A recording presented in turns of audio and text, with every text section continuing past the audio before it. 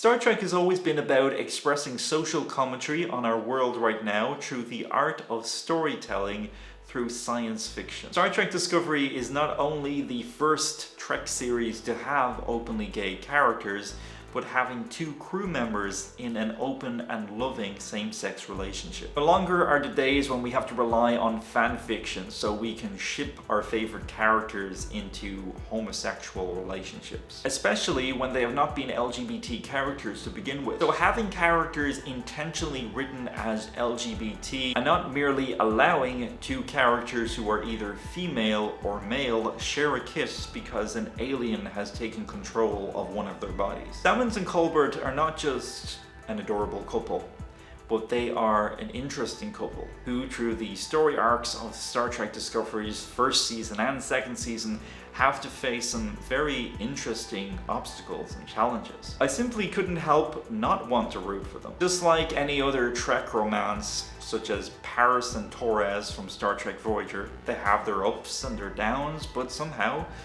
they managed to pull through. Having a main female character with a name that is perceived to be more traditionally male is very representative to how society is at least trying to move away from gender stereotypes. Although Trek has had some very unique names for characters throughout the years that could really be assigned to any gender. 7 of 9, for example, that could very easily be interpreted as a non-binary name. Names like Neelix and Kes could really be assigned to any gender. And then of course, how could I not mention Tilly? There is some debate on whether Tilly is on the autistic spectrum. I personally think that she has some very notable traits of AS. So assuming my analysis is correct, I personally think it is great to have Aspie representation on Star Trek. Although not the first time we've had Asperger's type characters, we have had characters that could very easily be interpreted to be Asperger's on Star Trek Deep Space Nine, for example. I think it is important that we have very strong female characters such as Michael in Star Trek. While she is by no means the first female character to be in a position of authority, that honor would of course go to number 1 in the original series. But it is important that we continue to have characters like this to carry the torch, as it were. But going back to the whole appearance of Star Trek Discovery and also Star Trek Picard for that matter, a lot of people have argued that it looks too advanced and too different from the original series, particularly for Star Trek Discovery. So while this is a prequel series, it is still set in the future from our own perspective. We're still talking about 300 years in the future.